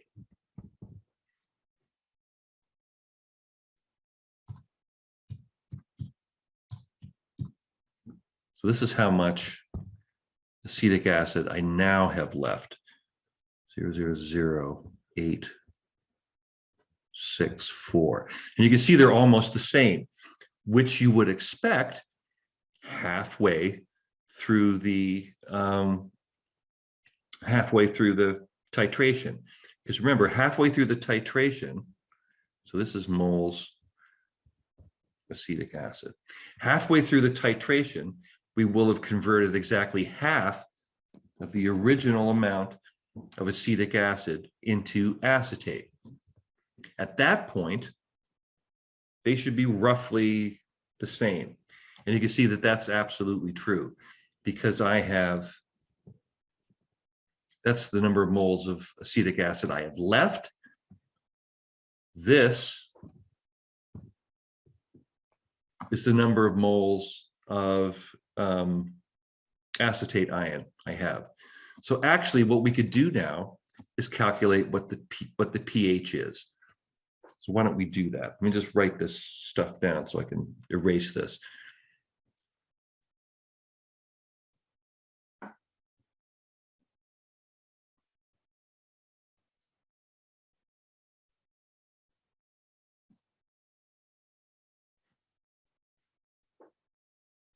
Okay, erase all this. So if I was asked the question, what was the pH at that point? pH is equal to the pKa plus the log of A minus over HA. Well, at halfway, the amount of A minus I have, or acetate ion, is 0.00086 moles. The amount of acetic acid I have is 0.000864 moles. And you may be saying to yourself now, hey, those are moles, that's not concentration. Hear me out. Because on the top, I've got moles over liters, and on the bottom, I've got moles over liters. The liters are going to cancel. So whatever volume, remember, whatever volume my acetate ion and my acetic acid are in, they're in the same volume. So if you're dividing by the same volume, they cancel out. So you don't have to go through the secondary calculation of figuring out the molarity. You can just use moles, which is nice. Oops. So my pH now is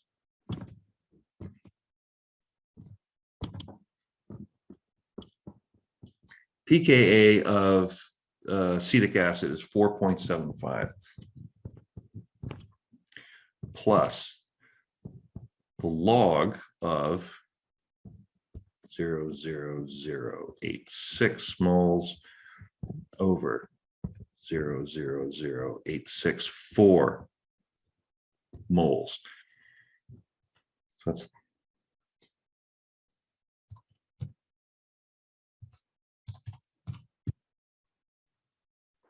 that's the log of 0.9954, which is awfully close to 1. I am willing to say that it's going to be super, super, super close to 1. I don't have a scientific calculator, so I'm going to see if I can find that online.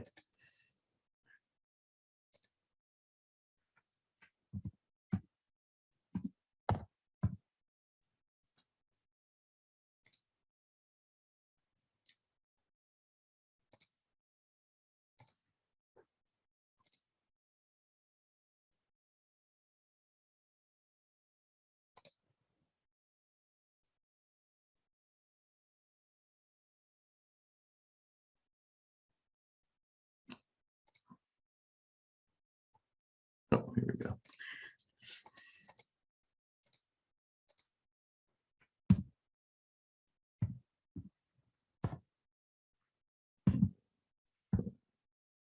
Four.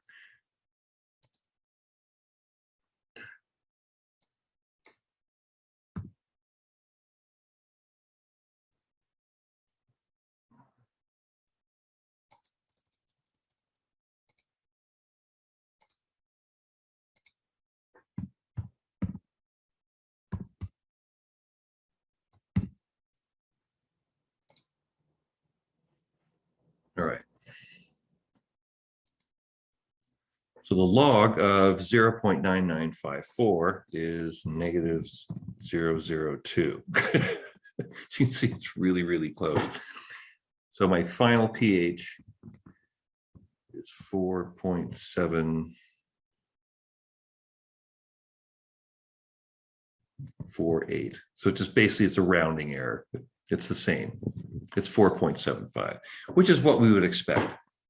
So what you want to do is do the same calculations, but using the volumes that they give you in number 3. So I'm just going to leave that up for a sec.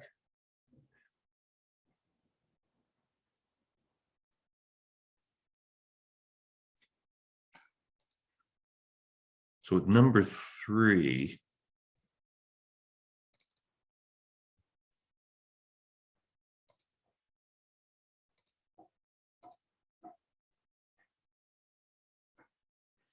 they give you a second sample. The first sample, they just want you to calculate the molarity. I did that with you. The second one, they give you a different midpoint. They give you a midpoint this time. So at that midpoint, figure out how many moles of 0.1 molar sodium hydroxide were added. Figure out the moles of sodium hydroxide. That will equal your moles of acetate ion. Subtract moles of acetate ion from the amount of moles of acetic acid that were there at the beginning. How do you calculate that? Well, at the final burette reading, then you're done. That's when you've reached the equivalence point. Figure out the moles of sodium hydroxide. That gives you moles of acetic acid. So now you've got, that was the number of moles of acetic acid that were there at the beginning. Once you have that, figure out the number of moles of sodium hydroxide halfway. That will give you the number of moles of acetate ion halfway. Subtract that from the number of moles of acetic acid at the beginning. Now you've got moles of acetic acid, you've got moles of acetate, and you just use the Henderson-Hasselbalch equation to figure out what the pKa is. So here they give you the pH and ask you to calculate the pKa. What I showed you was once you have the pKa, how do you calculate the pH? It's exactly the same equation. So if you have any questions about how to do that, we can go over that on tomorrow during office hours, or we can go over it on Thursday, or you can ask me right now. So any questions about how to do the calculations? Sort of went through that kind of quickly. The calculations with just the vinegar in activity 1 and 2 are fairly straightforward. It's just calculate moles, measure volume, boom, molarity. They're only interested in molarity. Here we want to see if you can manipulate the Henderson-Hasselbalch equation to come up with pKa. And remember, you just need moles of acetate, moles of acetic acid, and what's the pH. And then basically plug those numbers into Henderson-Hasselbalch, and it'll give you the pKa. It even has this like right on the table to sort of walk you through it. Just remember what the Henderson-Hasselbalch equation is. So everyone's heads are about to explode, I'm sure. So how are your titrations going?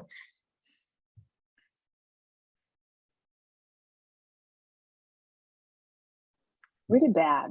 I'm frustrated. Oh, so they're turning out super red? Yeah. Like I'm trying again for the 4th time, I think.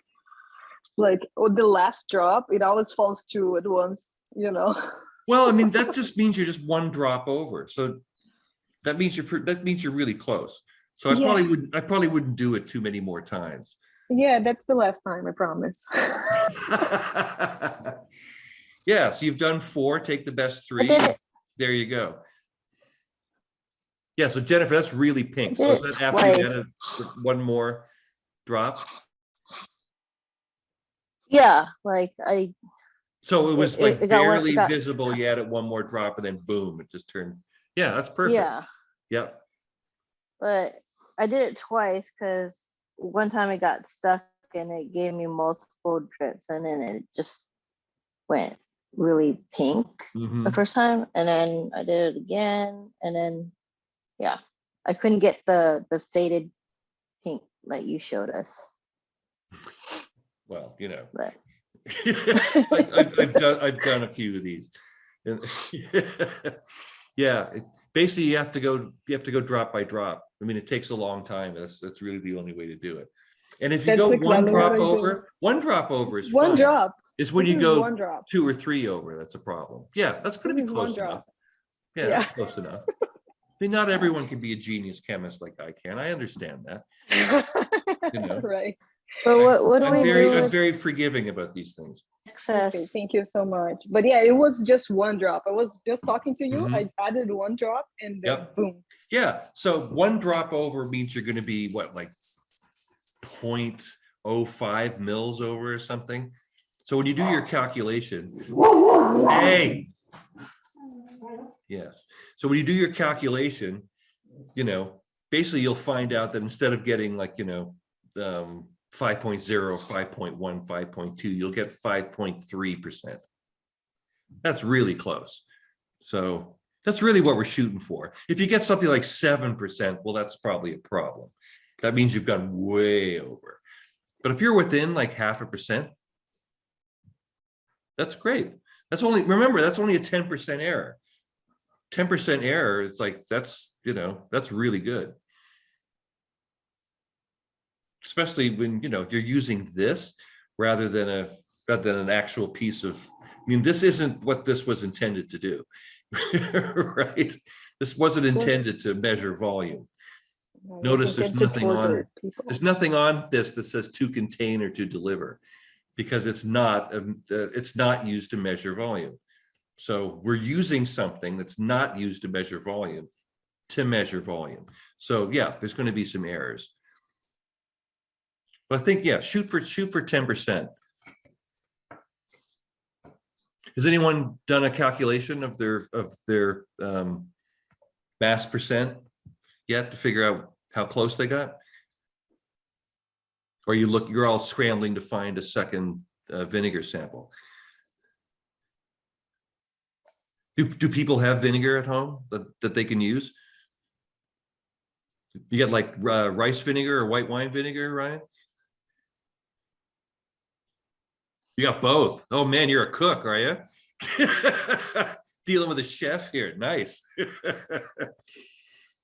Because yeah, I had red wine vinegar and white wine vinegar. Actually, yeah, I got more vinegar than that. Yeah, balsamic's not going to work. It's black, so that's not going to work. All right. Any questions for me, Madison? You look like you had a question. So I was reading the instructions. I haven't started yet because I'm kind of confused what it means adding 0.5 milliliter increments, and then the next part Oh. says adding drops. Right. So we draw this up to, I don't know, like 5 or 6, 7, 8 mils. Get all the air bubbles out, turn it upside down, and we read the volume. So this would be like 9, right? So let's see if you can see the number there. So that'd be about 9. We take the volume from this top, or I guess in this instance, the bottom plunger, this ring, the ring closest to the bottom. That's the one we take for the volume. So then we push out about 0.5 mil. So we go from 9 to about 8.5. You'll get a little swirl of pink. One swirl goes away. Add another 0.5 mil. One swirl, pink color goes away. Eventually, you'll find that it takes 2 or 3 swirls for the color to go away. At that point, you start adding a single drop at a time. Oh, okay.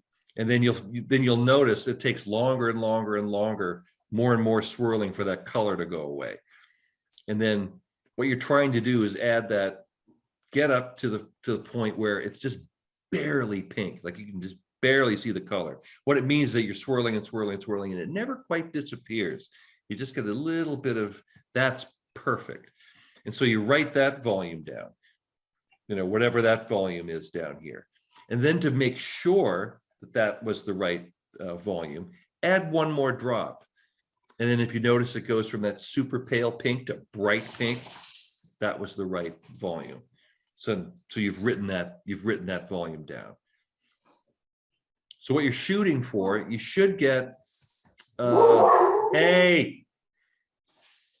you should get a molar concentration of around 0.9, between 0.8 molar and 0.9 molar should be your concentration. And the mass percent should be around 5. That's what you're shooting for. And you can tell we have a delivery. How can you tell?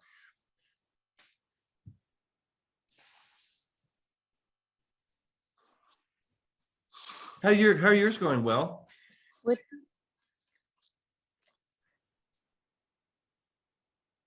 Yeah, I'm done with all 3. I'm Sweet. just gonna do the calculations. so what Yeah, what like, what are you going to use for a second vinegar sample? You have something in the house to use for an unknown, like either rice or white wine?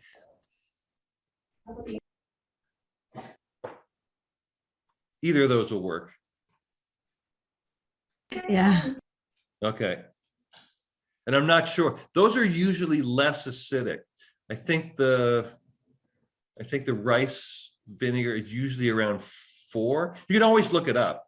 If it doesn't say so, oh, hi, Jerome. If it doesn't say so on the bottle, you can always look it up online. And I think that white wine vinegar is a little less acidic too. I think they're both around 4% rather than 5. But you'll have to check the label. Well, I think I better take these guys for a walk before I start getting eaten. So, One question. Yeah. Does it have to be vinegar? Because I don't have any other than balsamic. Oh, then just all you need to do is just take the vinegar we've got here and just dilute it. Just dilute it like by half or something, and then do the same thing. And you should get half the concentration and half the mass percent. Sounds good. Yeah, Thank you. no problem. Can we dilute it with like anything we can find? If it's acidic, yeah. If it's an acidic solution, like, yeah, you could try, the only problem with like apple juice is that it's already kind of colored. You want something clear. That's why I suggest rice vinegar or white wine vinegar, because they're clear and you can see the color change easier. But you could try apple juice if you want. That's got citric acid in it. I think it's got more than one acid though. Okay. So basically we're looking for something with acetic acid in it. So So, yeah, with if you the don't have with- anything, yeah, just go next door and bug your neighbor. so are these So Professor, one Yeah, they look like fine. just Yeah, just if what- that's if- the color of one drop after, then Okay. those look great. Okay. Yeah. Little dark if that's what you thought was the actual endpoint. But remember, even if it's like one drop over, you're going to be really close. That's kind of the point of the exercise, to show you how titration works and how you can get a pretty accurate answer. Right, Jerome? We're looking for a pretty accurate answer. Okay. All right. Any other? Oh, Dee Dee, do you have any questions? No, Oh, you sound so sad. Are you totally lost? no, actually, I actually just done the sample one, but I just did the whole thing through all the calculations. Oh, sweet. So what mass percentage you get? The mass percent acetic acid, I got 6.1. Oh, that's pretty good. What percent is supposed to be 5. 5? Yep. Okay. Yeah. So 6.1 is not bad at all.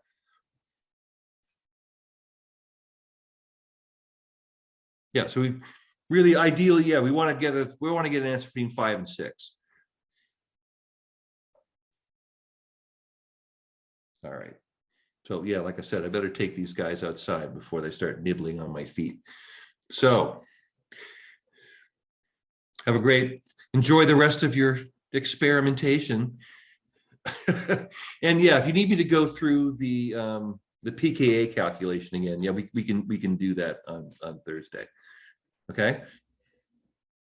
Okay. All right. Thank you. All right. Good luck, everyone. Bye. I'll see you later in the week.